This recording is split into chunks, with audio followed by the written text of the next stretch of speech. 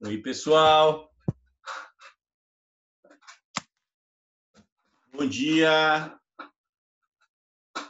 Bom dia, galera. Vamos chegando.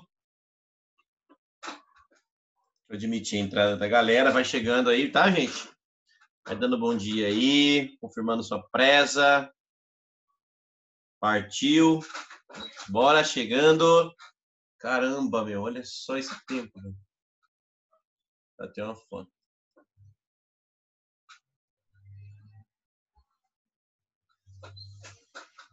Gente. Vamos chegando?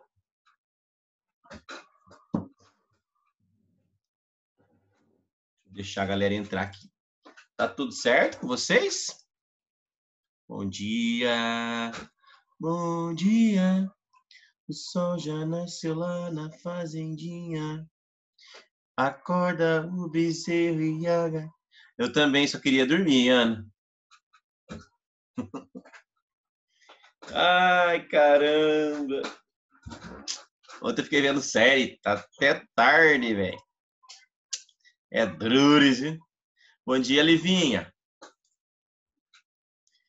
Bom dia. Vamos chegar. Deixa eu deixar a galera entrar primeiro aqui. Essa primeira é link novo. Tô esperando a galera. Vai que tem gente que tá tentando entrar no link velho, entendeu? Vou dar um tempinho para começar aqui, tá? Só um pouquinho. A canequinha que eu ganhei de Dia dos Pais. Eu tinha mostrado para vocês já. Papai é sensacional.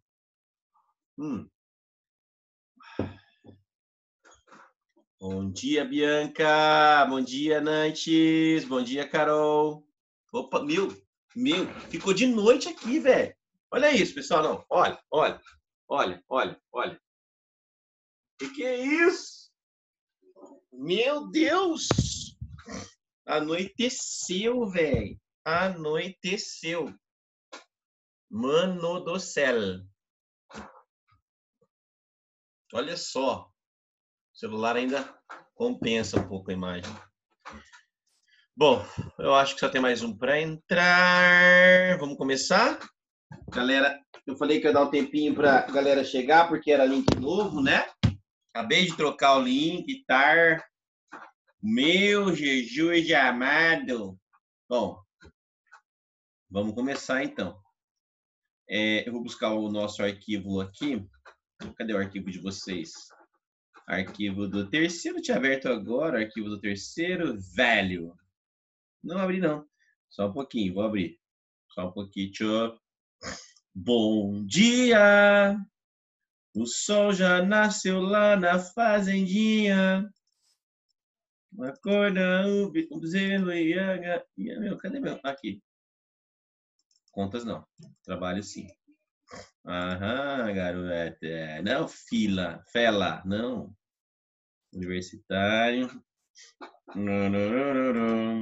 Terceirão. Vamos lá. Roteiro de estudos. Aí. Tá aberto. Agora é só chegar aqui e buscar o meu roteiro. Vamos nessa então, galera. Roteiro de estudos do terceiro. A gente está no momento da nossa vida.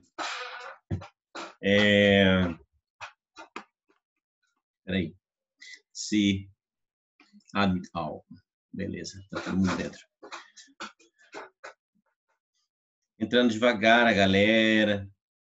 Tem gente procurando outros, tem gente procurando outro. Tem gente procurando o outro arquivo. Mas tá beleza. Vamos lá. Pessoal, então vamos começar. Nós estamos num momento importante das nossas reflexões acerca da história do Brasil, né? E a gente está aqui, ó, deixa eu só dar uma olhada aqui. Dá só um bom dia mesmo. Que tinha gente perguntando já. Então vamos lá, ó. Semana que vem, galera, não vou esperar tanto, tá? Beleza? Mas hoje tudo beleza, tudo bem, tudo de boa. Então vamos nessa. Vamos começar aqui. Nós estamos falando, nós falamos na semana passada dos movimentos do cangaço, do movimento do contestado, e hoje a gente entra aqui na República Oligárquica não, na fase de decadência da chamada República Oligárquica, tá? Nós entramos na fase final, porque a República, lembrando sempre, como eu faço para vocês, né? Quero até que vocês já fizeram isso lá atrás, façam aquela divisão clássica da chamada República Velha, tá? Para você entender. Nós vamos entrar na fase final dela. A República Velha começou lá em 1889, quando houve a proclamação da República, tá? E aí essa República proclamada em 1889, ela é a chamada República Velha, que se estende até 1930, tá? Beleza? Até 1894, a gente chama de República da Espada. E de 1894 em diante, nós chamamos de República Oligárquica, tá? República Oligárquica. A soma da República da Espada com a República Oligárquica, a gente chama de República Velha, tá? A República Velha é tudo. A República Velha é a República da Espada mais a República Oligárquica, ou seja, a República Velha vai de 1889, que é a data da proclamação da República, até 1930, quando acaba a República Velha e começa a chamada Era Vargas. É nós? É nós, Queiroz? Vem, Queiroz. Então, beleza. Então, vamos começar. Na aula de hoje, eu vou colocar aqui para você. A aula de hoje, nós vamos entrar nos últimos anos, não é 1894, viu, gente? Não é 1894, é 1915, ó. Perdão, tá errado aqui. É de 1915 a 1930. Perdão do meu coração, tá? Beleza? De 1915 a 1930, os últimos 15 anos, portanto, da República Velha. Começando aqui, então, o primeiro presidente que eu quero falar um pouquinho com vocês sobre ele é o presidente Venceslau Braz. O presidente Venceslau, ele ficou conhecido quando ele governou o Brasil como o presidente da guerra. Por que ele era o presidente da guerra? Porque o Brasil viveu a Primeira Guerra Mundial durante o seu governo, tá?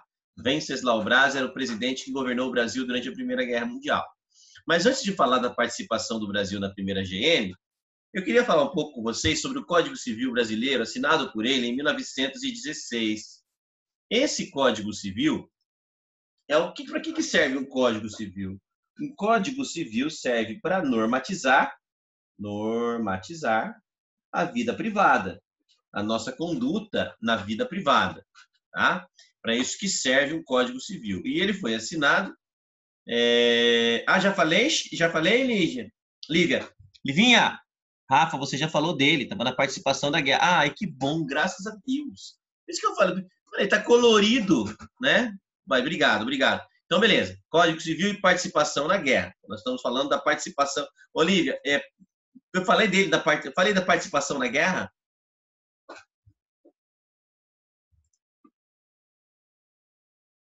Então tá. Obrigado. Que bom. Então, beleza. Então tá. Valeu, Livinha. Então, o governo dele, como eu falei, o governo que participa da guerra é um governo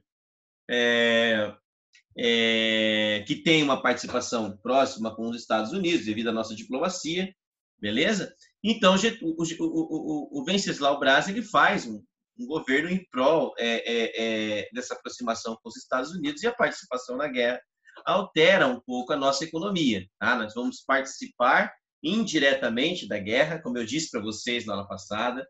Nós vamos romper as nossas relações diplomáticas com a Alemanha, como eu disse na aula passada, tá? Mas o interessante dessa história é que o Brasil vai experimentar, nessa época, um surto industrialista. Tá? Um surto industrialista por quê? Porque a nossa indústria vai ter que aprender a produzir alguns gêneros industriais, alguns produtos que antes nós importávamos da Europa. Por quê, Rafa, que o Brasil terá que aprender a produzir produtos para substituir a produção europeia, porque a produção europeia para na época da guerra. A produção industrial europeia ela vai se dedicar basicamente à produção de armas e munições durante a guerra. Então, a indústria europeia, dedicando-se a somente produzir armas e munições, vai obrigar as outras nações, incluindo o Brasil, a aprender a produzir algumas coisas. Então, é a chamada indústria de substituição. Tá? Essa indústria de substituição tem como causa a paradeira da produção industrial britânica, a britânica principalmente, mas a europeia de uma forma geral. Tá? Nessa época também, uma coisa interessante que aconteceu, e trágica que aconteceu, é que o Brasil viveu também uma pandemia, o mundo viveu uma pandemia de gripe, a chamada pandemia da gripe espanhola, em 1919, mais ou menos. Para você ter uma ideia, a gripe espanhola, importante você usar essas conexões passado-presente, né? Porque nós estamos vivendo uma época de pandemia. A gripe espanhola chegou no Brasil em 1918, final de 1918, e se espalhou pelo Brasil no início do ano de 1919, ela ceifou mais ou menos 40 mil vidas. 40 mil pessoas morreram de gripe espanhola no Brasil, principalmente nos estados de São Paulo e Rio de Janeiro. Dois estados que inclusive hoje, tá, sofrem com a pandemia da Covid-19. Então, você tem uma ideia, os dois estados que no passado sofreram, em 1919, são os mesmos estados que hoje sofrem bastante com o Covid-19. Tá? Nessa época também, nós tivemos o envolvimento de um presidente, né, que ficou polêmica a história dele, né, presidente Rodrigues Alves, e sua relação com a gripe espanhola. No caso, o presidente Rodrigues Alves, que tinha sido eleito para ser presidente do Brasil, né, ele deveria ser o futuro presidente do Brasil depois do Venceslau Braz, o presidente Rodrigues Alves morreu em virtude da gripe espanhola.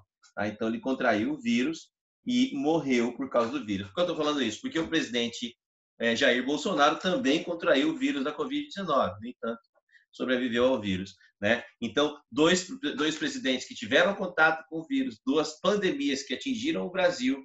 E curioso também, na história do presidente Rodrigues Alves, é que ele era o presidente do Brasil na época da revolta da vacina.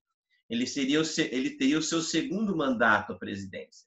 Ele teria a sua segunda oportunidade, né? Mas não conseguiu sobreviver ao letal vírus da gripe espanhola. Acabou falecendo e não só ele, como 40 mil pessoas morreram de gripe. Essa história foi muito traumática na época, porque 40 mil pessoas, né? No Rio de Janeiro, em São Paulo, basicamente, é um número muito alto para a população, um comparativo com a população da época. Tá? Então, é um número enorme, um número exorbitante. Tão exorbitante quanto o número de hoje. Hoje nós estamos nos aproximando aí de 110 mil pessoas que morreram já em virtude da Covid-19. Então, às vezes, cara, eu me assusto com essa ligação passada e presente da história do Brasil, sabe? Porque é muita coisa. Tem coisas que tem hora que a gente analisa a história do Brasil e parece que eu estou falando da República Velha ou eu estou falando do Brasil, porque tem mais uma coisa nessa história toda, né? Que é interessante lembrar vocês. Deixa eu ver aqui. Houve alguma medida preventiva, como uma quarentena? Não. Vitória, que pergunta excelente, Vitória. Vitória, houve uma ordem do governo, né, uma orientação do governo das pessoas não saírem de casa, mas as pessoas não saíram mais por causa de medo mesmo, sabe? Assim como hoje, tem muita gente que, apesar do governo não decretar um lockdown, né, efetivo, as pessoas estão fazendo a quarentena por conta própria, né? E a gente tem vivido isso há 5 meses, né? Aqui em casa também, a gente tem feito isso, saído muito pouco, mais ou menos o que as pessoas fizeram lá também no passado, tá, princesa? Mas interessante a sua pergunta, né? E outra coisa, sabe, Vitória, hoje é muito mais fácil, legal sua pergunta mesmo, hoje é muito mais fácil você comunicar às pessoas de que há um vírus letal circulando pelo país, as redes sociais, a imprensa, os meios de comunicação, eles têm muita eficiência, né, nesse sentido. Só que naquela época, não. Naquela época, as pessoas tinham muita dificuldade para poder... O governo tinha muita dificuldade para informar as pessoas no campo, na cidade, Né? Então, o rádio, por exemplo, ainda não era uma coisa popular no Brasil, que poderia ser usado para conscientização. Tá? Mas as pessoas ficaram mesmo com medo e por isso fizeram a sua quarentena, como que eu posso dizer, quarentena particular, sabe? É como se fosse a mesma coisa que foi feita antes, né? Sim, eu sinto que a quarentena hoje foi mais impositiva. Entendi exatamente. Ela foi muito mais impositiva do que propriamente facultativa, né?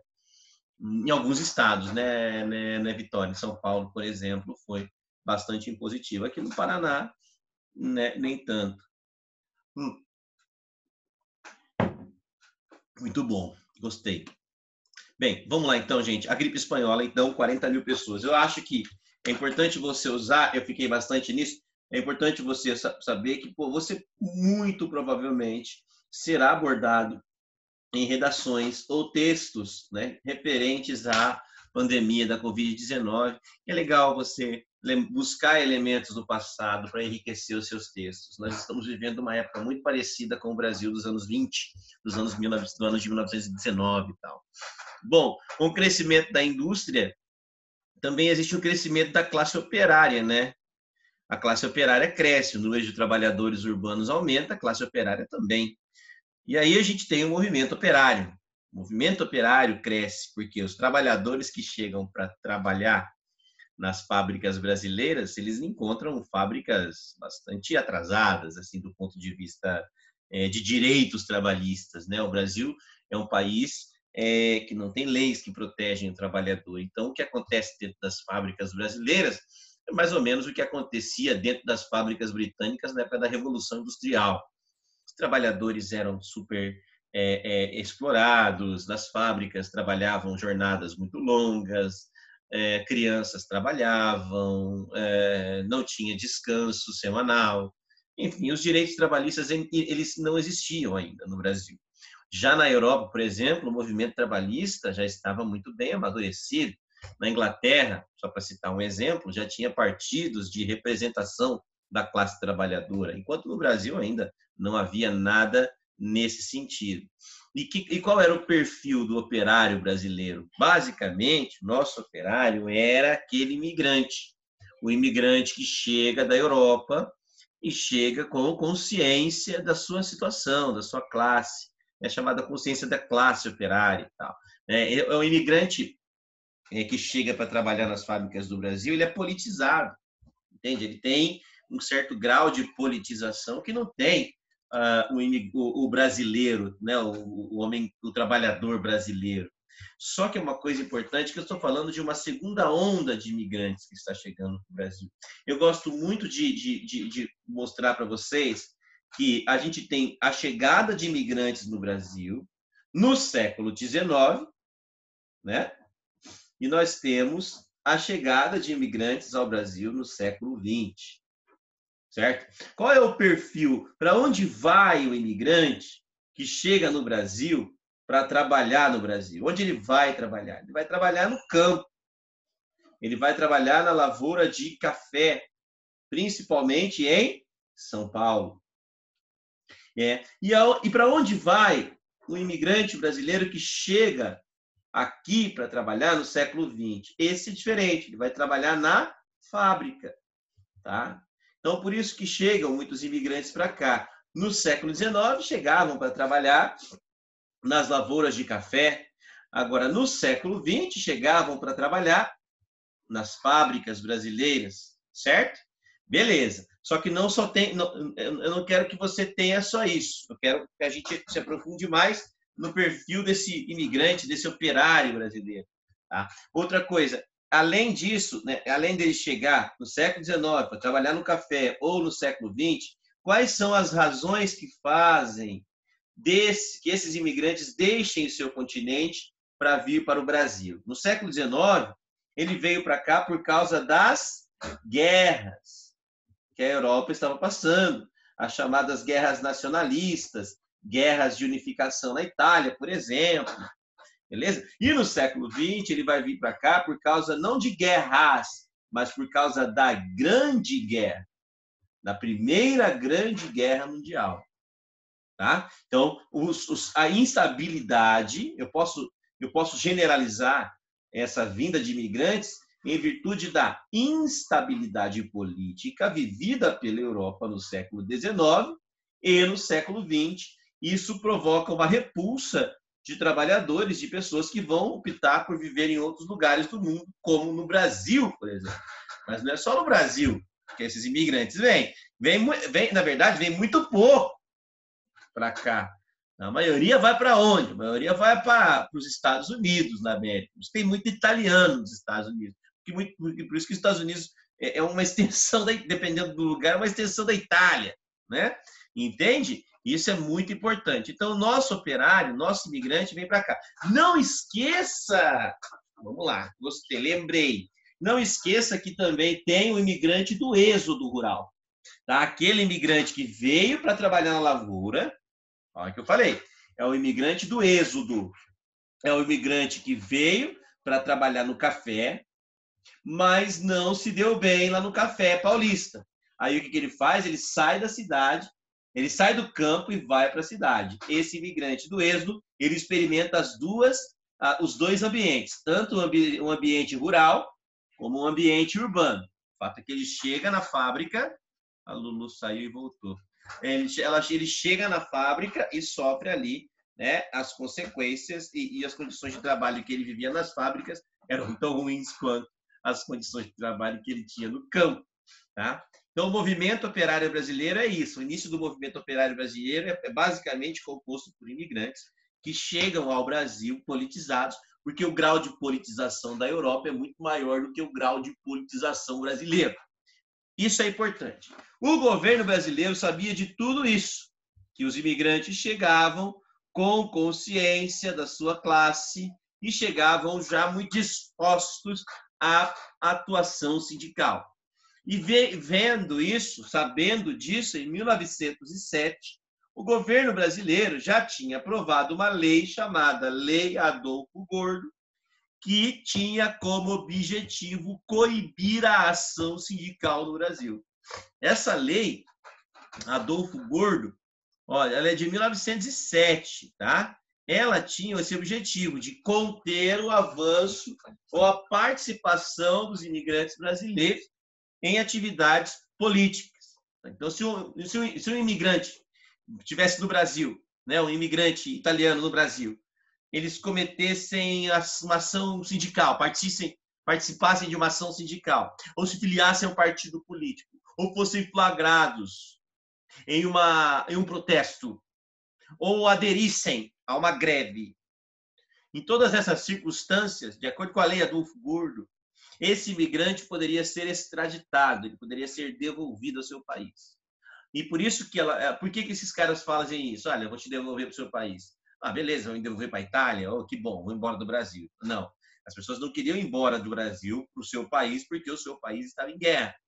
Eles poderiam ser entregues à morte, né? Então, esses imigrantes eles tinham que tomar muito cuidado na sua ação sindical, porque era proibido o imigrante participar da ação sindical. Apesar de tudo isso, os imigrantes se organizam. Tá? Confederação de Operários Brasileiros, né? Confederação de Trabalhadores Urbanos surgem, e todas essas ideias são ideias provenientes da ação sindical, que é, por sua vez, um resultado da ação efetiva dos imigrantes brasileiros, italianos que vivem no Brasil, perdão, imigrantes italianos que vivem no Brasil e que vão aderir ao movimento operário brasileiro. Eles encontravam nas fábricas péssimas condições. Quais eram as condições de trabalho nas fábricas? Como eu falei para vocês, eram condições de trabalho muito semelhantes às que as pessoas encontraram na Revolução Industrial. Longas jornadas de trabalho, certo? Estou ali, ó, nas condições de trabalho. Longas jornadas de trabalho, péssimas condições de higiene, péssimos salários, trabalho infantil, isso só para citar algumas, ó, longas jornadas de trabalho, péssimas condições de higiene, baixíssimos salários e trabalho infantil. Essas condições de trabalho fomentaram a ação do movimento sindical brasileiro. Esse movimento sindical brasileiro, ele está ligado ao chamado anarcossindicalismo. O que é o anarcossindicalismo? É a ideia anarquista, é o pensamento anarquista, que não permite o pensamento anarquista não admite qualquer tipo de hierarquia, entende? Eles acreditam que é preciso tomar o poder e o Estado ou qualquer outra forma de governo não pode existir. O que deve existir são cooperativas de trabalhadores que controlam as fábricas para promover uma espécie de justiça social ou de sociedade igualitária e mais justa. Essa é a proposta. Eu não vou entrar no anarquismo aqui, que você vê com o Marx lá no século XIX, ou com o professor de sociologia. Mas o movimento anarquista brasileiro, ele vai usar o sindicato como caminho. Então, os trabalhadores aderem ao anarquismo e usam o sindicato para conseguir angariar os seus objetivos, chegar aos seus objetivos, que são os direitos trabalhistas. Então, a gente chama isso de movimento de anarquismo, que vai usar o anarquismo, que vai usar o sindicato para impor as ideias anarquistas. Movimento anarcossindicalista, ou anarcossindicalismo brasileiro. É isso que eu quero que você entenda. Tá? O movimento anarcossindicalista brasileiro inspira-se no anarquismo e usa o anarquismo, usa o sindicato para impor ou chegar aos seus objetivos. Eles têm... Oi, Maria Fernanda, alguma dúvida? Eles têm uma influência externa, não tem? De onde vem a influência externa? O movimento anarcossindicalista brasileiro. Eles se inspiram em quê? Eles vão se inspirar num evento externo. Qual é o mais famoso evento externo da classe trabalhadora triunfando sobre uma situação de opressão? Revolução Russa. Então, eles se inspiram na Revolução Russa para impor os seus objetivos, para chegar aos seus objetivos. A Rússia dá um incentivo externo. A Revolução Russa é um exemplo que é possível a classe trabalhadora chegar ao poder e eles vão... A primeira ação sindical, a primeira ação da classe trabalhadora brasileira é uma greve geral de 1917. A chamada greve geral de 1917, ela vai acontecer em São Paulo e no Rio de Janeiro. E, entre outras coisas, esses trabalhadores reivindicam o quê? Basicamente, direitos trabalhistas, tá? Como, por exemplo, redução das jornadas de trabalho, melhora nas condições de higiene, aumento dos salários, trabalho infantil. Mas eu quero que você anote duas coisas. Eles estavam, além de direitos trabalhistas, eles reclamavam de duas coisas. Do preço alto do custo de vida, tá? Eles reclamavam muito do custo de vida em São Paulo e no Rio de Janeiro. Era muito alto o custo de vida mesmo, tá? Os preços dos produtos eram muito altos. E eles também reclamavam do alto custo dos aluguéis. Por que eram altos os aluguéis? Porque havia uma chegada muito grande de imigrantes e o Brasil estava experimentando um êxodo rural muito grande. Ou seja, a procura por imóveis nas cidades era muito alta e isso faz com que o preço dos aluguéis também suba. Então, a greve geral no Brasil, ela reclamava da ausência de direitos trabalhistas, aumento do custo de vida por causa da carestia dos produtos e também dos aluguéis. Só para terminar, preste atenção, por que havia um alto preço dos produtos na época? Por que existia uma inflação descontrolada nessa época? Porque o mundo estava vivendo uma grande crise econômica em virtude da Primeira Guerra Mundial. Os preços subiram em virtude da crise provocada pela Primeira GM. Na semana que vem a gente entra na década de 20 e acaba com essa República Velha. Beleza, gente? Obrigado pela paciência. Um beijo. Saudades enormes. Coração bate mais forte para vocês. Beleza? Um beijo. Tchau. Saudade. Beijoca. Tchau, tchau, Livinha, linda. Tchau, Bru. Tchau, Vi.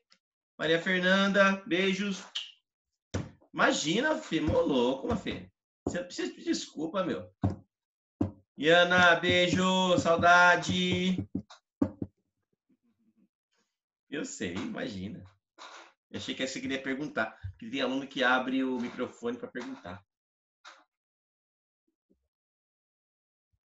Ai, falei demais. Tchau, Gabi, linda. Beijo. Também saudade, Mar. Beijoca. Tchau, Rafa. Tchau, Bianquinha linda. Saudade de você. Nossos papos. Beijo, gente. Vou vazar, tomar terminar meu cafezinho aqui. Saudades, tá? Lindezas do Rafa.